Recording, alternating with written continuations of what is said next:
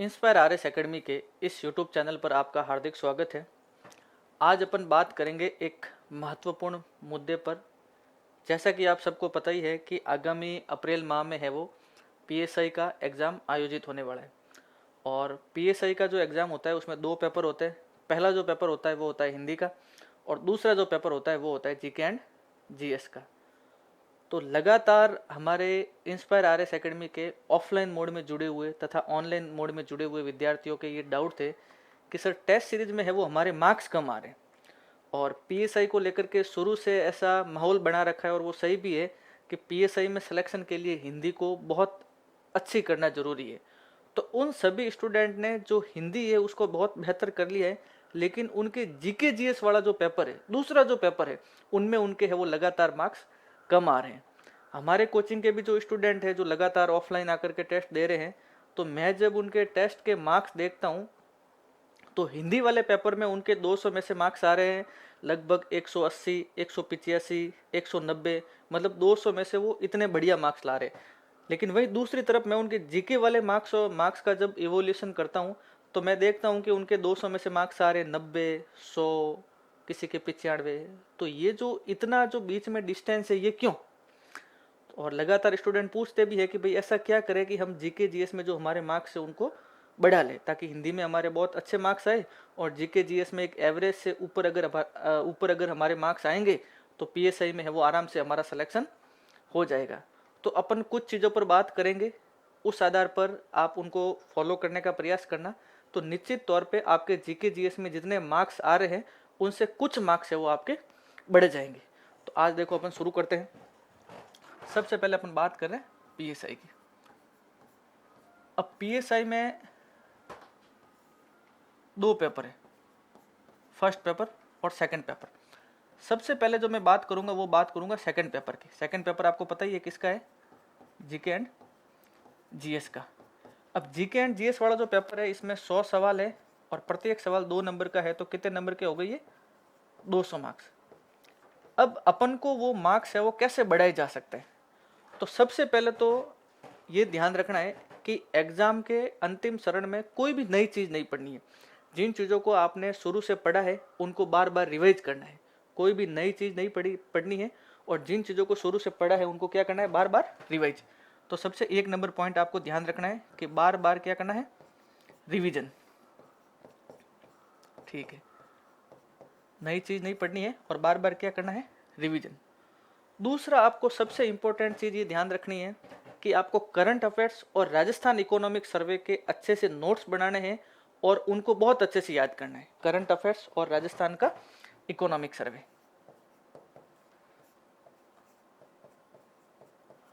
Current affairs और Rajasthan economic survey को बहुत अच्छे से याद करना है। अब आप में से कई जने पूछेंगे कि साहब सर्वे है वो नए वाला पढ़ना है कि पुराने वाला पढ़ना है? तो बिल्कुल आप राजस्थान इकोनॉमिक सर्वे जो है वो नए वाला पढ़े, लेकिन अगर आपने पुराने वाला भी अगर बेहतर ढंग से पढ़ लिया है तो उसमें कोई ज़्यादा बड़ी दिक्कत नहीं आएगी, क्योंकि जिन्होंने सर्वे पढ़ा है वो भली बात ही जानते हैं कि सर्वे में 99% चीज़ें है वो सेम होती है। चाहे सर्वे 24-25 का हो या 25-26 का हो, उसमें 99% तक चीज़ें सेम होगी। 1% सिर्फ कुछ उसमें तथ्य है वो चेंज होंगे।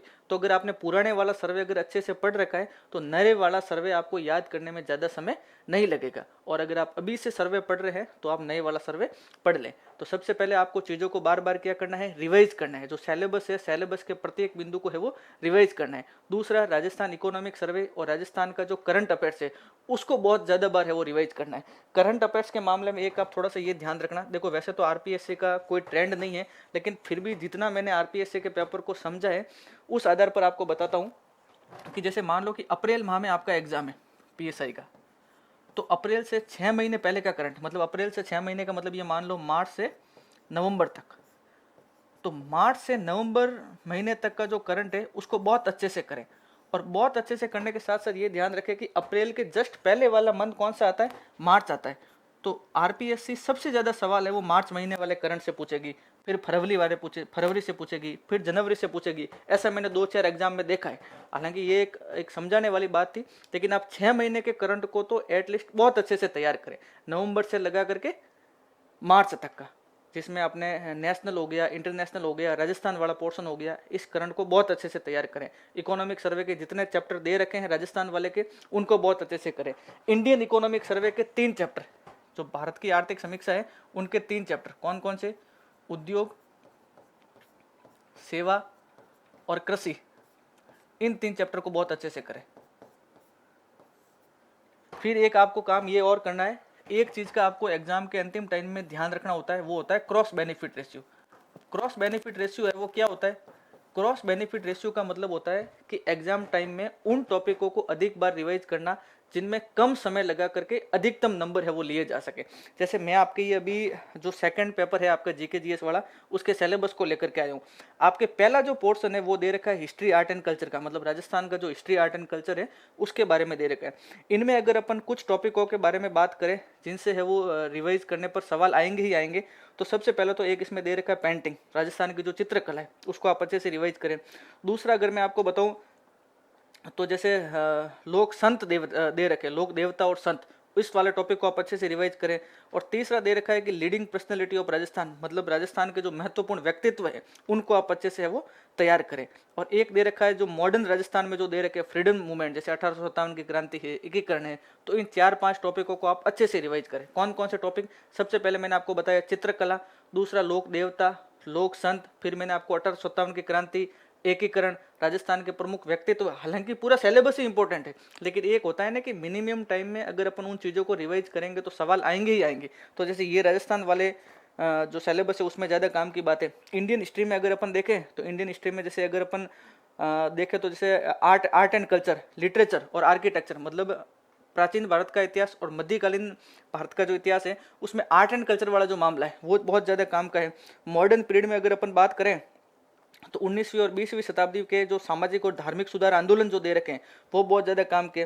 फिर अगर अपन वर्ल्ड ज्योग्राफी में बात करें तो बायोडाइवर्सिटी है वो इम्पोर्टेंट है।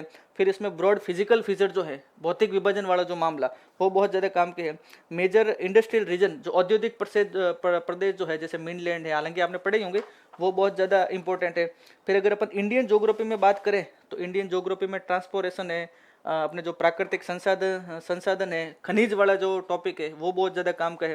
राजस्थान की ज्योग्राफी में अगर बात करें तो जो नीचे वाले जो टॉपिक है उनसे हर टॉपिक से 1-2 सवाल आएंगे ही आएंगे। जैसे इरिगेशन है, इसमें भी मिनरल है, पॉपुलेशन जनसंख्या वाला टॉपिक है, उद्योग है, ये बहुत ज़्यादा इंपॉर्टेंट है। इंडियन पॉलिटी के लगभग 10 से 11 सवाल आते हैं जो इसके बारे में बता रखा है। एक इंडियन पॉलिटी में इस बार इन्होंने नए क्रिमिनल लॉ ऐड किए हैं। अब नए क्रिमिनल लॉ कौन से, वही सीआरपीसी, उनको हटा करके बीएनएस और बीएनएसएस को ऐड किया है। तो इनको बहुत अच्छे से पढ़ना है, इनसे पक्का 1-2 सवाल आएंगे ही आएंगे। हालांकि इनको इंडियन पॉलिटी में ऐड किया है और अलग से जो नई चीज़ें ऐड हुई है उनके सवाल हमेशा से पूछे ही जाते हैं। तो नए क्रिमिनल लॉ को अच्छे से याद करना है। इंडियन पॉलिटी में जो आयोग दे रखे हैं जिसमें राष्ट्रीय मानवाधिकार आयोग है, सीवीसी है, ये अपने प्लानिंग कमीशन है, इनको बहुत अच्छे से याद करना है। स्टेट पॉलिटी में आपको पता ही है लगभग गवर्नर से हर बार सवाल पूछा जाता है। तो स्टेट पॉलिटी में जो आयोग दे रखे हैं जिसमें स्टेट इलेक्शन कमीशन है, स्टेट इन्फॉर्मेशन कमीशन है, लोकायुक्त है, ह्यूमन राइट्स कमीशन है, इसको अच्छे से करना है। इंडियन इकोनॉमी के बारे में मैंने आपको बता ही दिया, 3 जो चैप्टर है उनको बहुत अच्छे से करना है। एग्रीकल्चर वाला मतलब कृषि वाला, सेवा वाला और उद्योग वाला।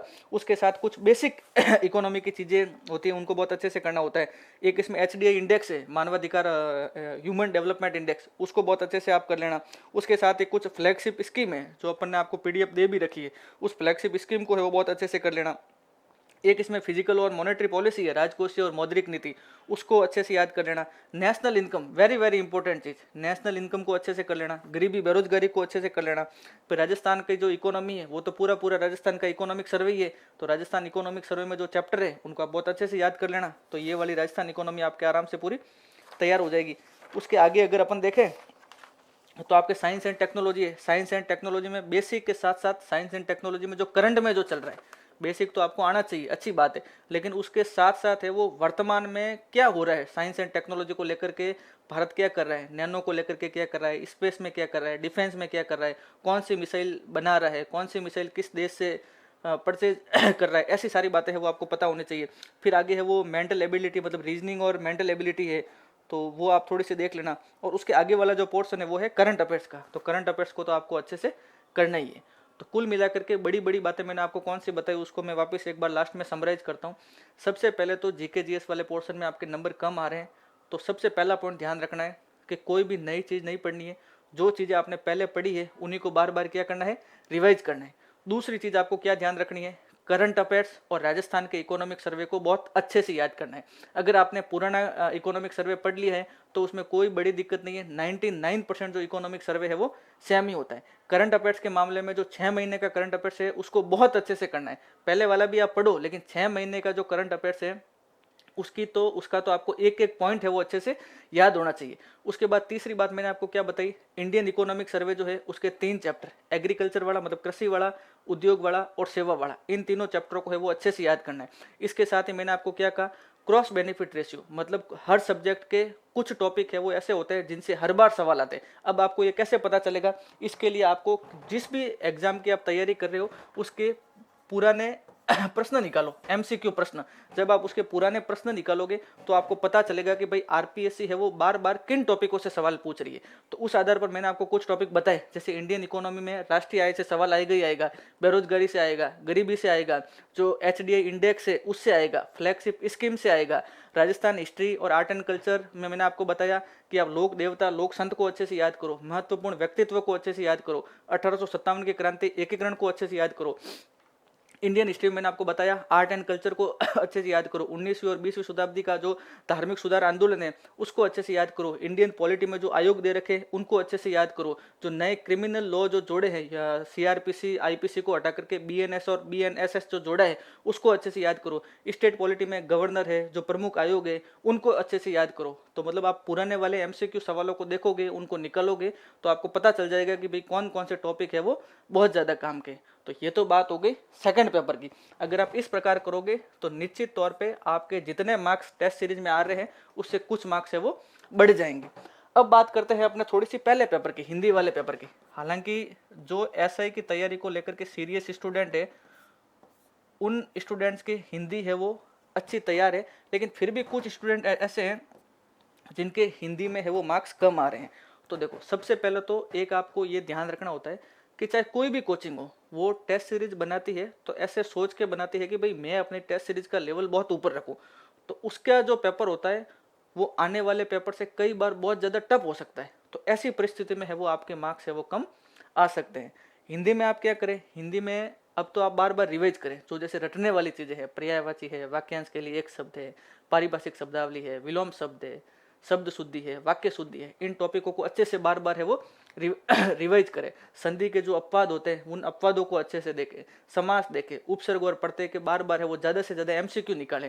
और अगर आपने हिंदी को है वो हिंदी के सिलेबस को अगर आपने 3-4 बार अच्छे से निकाल दिया है तो अब कोई प्रैक्टिस सेट वाली अच्छी सी बुक ला करके ज़्यादा से ज़्यादा हिंदी में क्या करें, प्रैक्टिस करें। एक तो एमसीक्यू प्रश्न निकालें और एक ज़्यादा से ज़्यादा क्या करना है आपको, प्रैक्टिस करनी है। कोई अच्छी प्रैक्टिस सेट वाली बुक ले आए और उससे बार बार क्या करें, पेपर निकालें। और आपको लग रहा है कि भाई आपके ये कोई सब्जेक्ट कमज़ोर है तो उसके भी आप पुराने जो एग्ज़ाम के जो सवाल आ रखे हैं उसकी किताब लाएं, उसके अच्छे प्रैक्टिस सेट लाएं और उसको बार बार क्या करें, हल करें। आप इन चीज़ों को फॉलो करें तो निश्चित तौर पर आपके जो मार्क्स है, चाहे पहला पेपर हो चाहे दूसरे पेपर हो, उसमें मार्क्स की क्या होगी, बढ़ोतरी होगी। तो आज के लिए इतना ही, फिर मिलते हैं किसी अगले वीडियो में। Thank you.